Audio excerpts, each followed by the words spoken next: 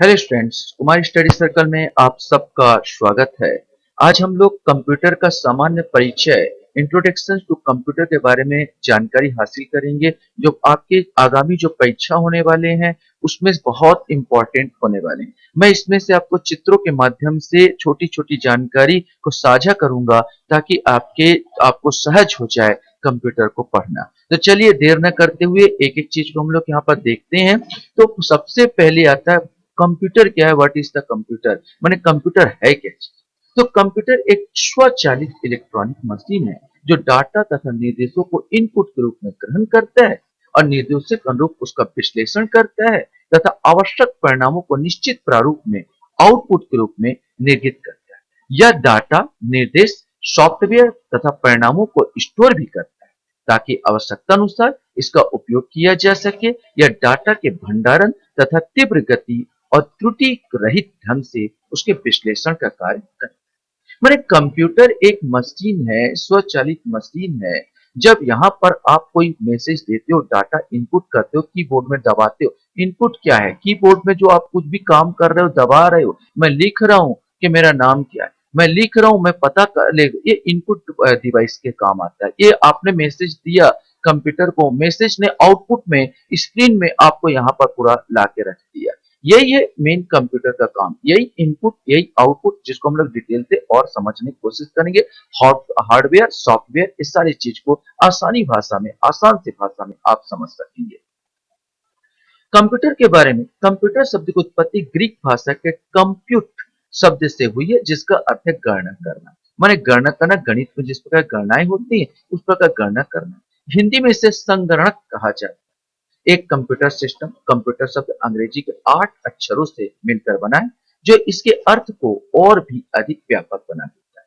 सी से कॉमनली, ओ से operated, M से मशीन, पी से पर्टिकुलरली, यू से यूज्ड फॉर, टी से टेक्निकल, ई से एजुकेशन एंड आर से रिसर्च। इस प्रकार पूरा भाव बनता है कंप्यूटर का। कंप्यूटर के इस भाव का अगर हम देखें, इसका तात्पर्य हुआ, अतः कंप्यूटर का तात्पर्य एक ऐसे यंत्र से है जिसका उपयोग गणना, प्रक्रिया, यांत्रिकी, अनुसंधान, शोध आदि कार्यों में किया जाता है। कंप्यूटर हार्डवेयर और सॉफ्टवेयर का संयोजन है जो डेटा को सूचना में बदलता है। परिभाषा में देखें, डेफिनेशन में बोले तो ऑक्सफोर्ड डिक्शनरी के अनुसार कंप्यूटर एक स्वचालित इलेक्ट्रॉनिक मशीन है जो अनेक प्रकार के तर्कपूर्ण गणनाओं के लिए प्रयोग किया जाता है।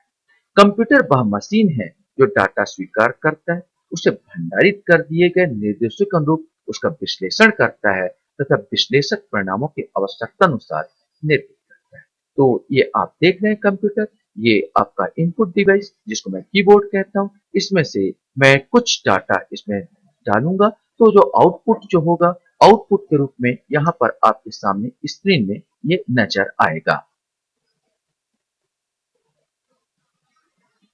कंप्यूटर प्रणाली की कार्य पद्धति की अगर बात करें तो कंप्यूटर के द्वारा निम्न 4 कार्य किए जाते हैं। इनपुट, कंप्यूटर में डेटा या सूचना को भेजना इनपुट कहा जाता है। यह सेंट्रल प्रोसेसिंग यूनिट के लिए डेटा और निर्देश भेजता है। सबसे पहला इनपुट डिवाइस होता है वो आपका कीबोर्ड। यहाँ पर कीबोर्ड में जो आप काम करते हैं, तो यहाँ पर आप जो भी काम करते हैं वो इनपुट डिवाइस, आपसे क्वेश्चन पूछा जाता है इसमें कौन सा इनपुट डिवाइस है और कौन सा आउटपुट डिवाइस। इनपुट मतलब होता है जो संदेश, जैसे एक कीबोर्ड होता है और कीबोर्ड में आप कुछ लिखते हैं, यहाँ पर ए बी सी लिखा रहता है, आप कोई टाइप किए और टाइप जो है मॉनिटर में जाके छप जाता है। तो आपका यहाँ से आपने संदेश भेजा कंप्यूटर को और मॉनिटर में यहाँ पर छप रहा है, यहाँ पर ए बी सी छप रहा है। तो ये इनपुट, जो कीबोर्ड हुआ इनपुट और मॉनिटर हो गया आउटपुट डिवाइस, क्योंकि मॉनिटर में जाके छप रहा है। इसी प्रकार आप कल्पना कर सकते हो कि कौन कौन सा इनपुट डिवाइस है और कौन कौन सा आउटपुट डिवाइस। इसी प्रकार स्कैन, जब स्कैन किया जाता है, स्कैन कहीं दूसरे से नहीं, माने यहाँ पर आपने इनपुट डिवाइस किया और ये आउटपुट करके निकलता है बाहर कंप्यूटर में। तो कौन कौन से इनपुट, कीबोर्ड इनपुट डिवाइस है, स्कैनर आपका इनपुट डिवाइस है। टेक बॉल ठीक माउस, जिस प्रकार माउस से कर्सर को हैंडल किया जाता है, यहाँ पर जो ये मेरा कर्सर चल रहा है उसको मैं माउस से हैंडल कर रहा हूँ। पहले यहाँ पर ये टेक बॉल के द्वारा, टेक बॉल ठीक माउस टाइप का होता है लेकिन माउस से थोड़ा आसान होता है, और ये जो गोल जो बॉल है इसके द्वारा कर्सर को जो मैं यहाँ पर हिला रहा हूँ उसको हैंडल को उसको मेंटेन किया जाता है। इसके बाद आता है MICR। MICR की बात किया जाए तो इसका फुल फॉर्म होता है मैग्नेटिक इंक कैरेक्टर रिकॉग्निशन। अर्थात ये जो होता है, जो चेक बुक होता है उसका जो नंबर होता है उसके पढ़ने का काम करता है MICR। इसके बाद टच पैड, आप लोग पूरा टच पैड को जानते हो, जो आप लैपटॉप होता है, लैपटॉप में इसमें टच करके करते हैं, ये भी इनपुट डिवाइस है। इसके बाद टच पैनल, आपने जब ATM में जाते हो और टच करते हो और उसमें से आप कुछ पैसा निकालते हो, ये भी इनपुट डिवाइस है। इसके बाद यहाँ पर जॉय स्टिक, इसके द्वारा बच्चे लोग गेम खेलते हैं, तो जॉय स्टिक भी एक प्रकार का इनपुट डिवाइस है। Bar bar code reader, bar code reader में आपने बिजनेसमैन लोगों को देखा होगा, शॉपकीपर लोगों को देखा होगा, ये बार कोड के द्वारा कंप्यूटर में मैसेज भेजा जाता है जिसमें उनका प्राइस राइस बता दिया जाता है, ये भी इनपुट डिवाइस है।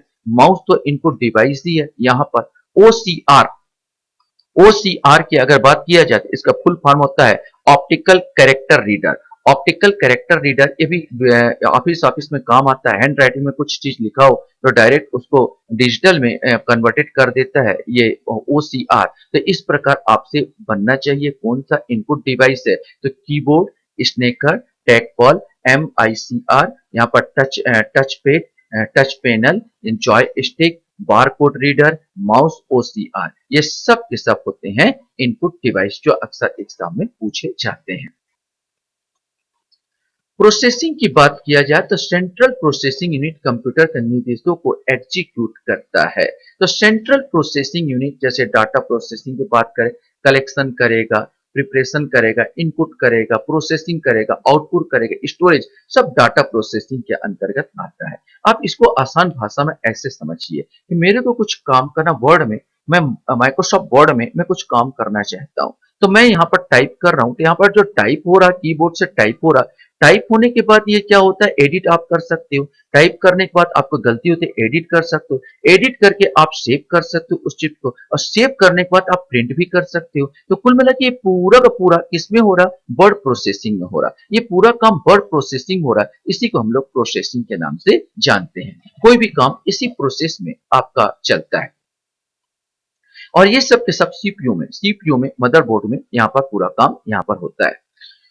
आउटपुट की बात किया जाए तो यह उपयोगकर्ता को संबंधित डेटा उपलब्ध कराता है। तो उपलब्ध है, जैसे मैंने कहा मॉनिटर, मॉनिटर में मैंने जो टाइप किया वो मेरे को नजर आने लगा। जो पिक्चर मैं देख रहा हूँ, तो ये जो होता है पिक्चर जो आप देख रहे हैं ये आउटपुट होता है। आउटपुट होता है, इनपुट में तो आपने दबाया कोई भी चित्र देखने के लिए, और आउटपुट के रूप में यहाँ पर नजर आने लगा। तो पहला जो आउटपुट जो आपका होगा, वो आउटपुट अगर डिवाइस होगा तो पहला आता मॉनिटर। मॉनिटर आउटपुट डिवाइस है। वेबकैम एक कैमरा होता है जो यहाँ पर लगा होता है। अक्सर आपने देखा होगा कि जैसे मैं बना रहा हूँ, अगर मेरे पास वेबकैम यहाँ पर उपयोग किया होता तो यहाँ पर मेरा छोटा सा छवि आने लगता। तो वेबकैम भी क्या काम कर रहा है, तो वेबकैम भी अगर बात किया जाए तो ये आउटपुट डिवाइस का, यहाँ पर आउटपुट डिवाइस का काम कर रहा है। तो ये वेबकैम आता है। ये स्पीकर में क्या होता है, जो कुछ मैं बोलता हूँ वो स्पीकर के द्वारा निकल रहा। मैं यहाँ पर बोला, स्पीकर यहाँ पर आवाज को तेज कर रहा है या निकाल रहा है, ये आउटपुट डिवाइस हो गया। तो ये मॉनिटर सबसे पहला आउटपुट डिवाइस, फिर वेबकैम आपका आउटपुट डिवाइस, फिर स्पीकर आपका आउटपुट डिवाइस। अब प्रिंटर की बात करें तो बहुत सारे प्रिंटर होते हैं जो आउटपुट डिवाइस होते हैं, और बहुत सारे प्रिंटर होते हैं जो कि आपका आउटपुट इनपुट दोनों होता है। अगर किसी प्रिंटर में स्कैन भी हो रहा है, बहुत सारे प्रिंटर स्कैन भी करते हैं और प्रिंट भी निकालते हैं, तो स्कैन जो प्रिंटर होता है आउटपुट और इनपुट दोनों डिवाइस में आ जाते हैं। इसके बाद हेडफोन आपका आउटपुट डिवाइस में आता है, माइक्रोफोन आता है, यहाँ पे वेबकैम आपको दिया गया। ये सब के सब जो वेब कैमरा है यहाँ पर, ये सब आउटपुट डिवाइस के अंतर्गत आते हैं। तो क्वेश्चन पूछा जाता है कि कौन सा आउटपुट डिवाइस है।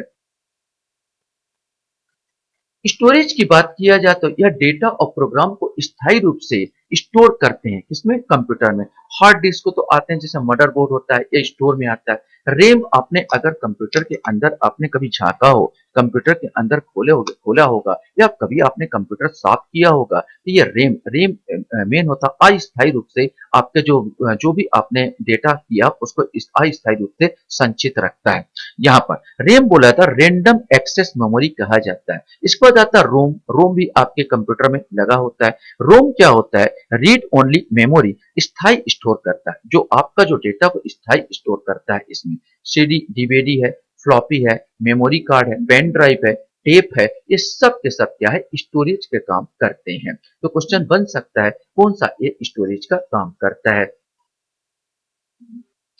कंप्यूटर सिस्टम के कुछ घटक के बारे में बात कर लिया जाए तो हमने अभी इनपुट आउटपुट स्टोरेज देखा। तो कंप्यूटर के जो घटक की बात करूंगा सिस्टम का, किसी भी कंप्यूटर सिस्टम को मुख्यतः तीन भाग में बांटा जा सकता है। क्या?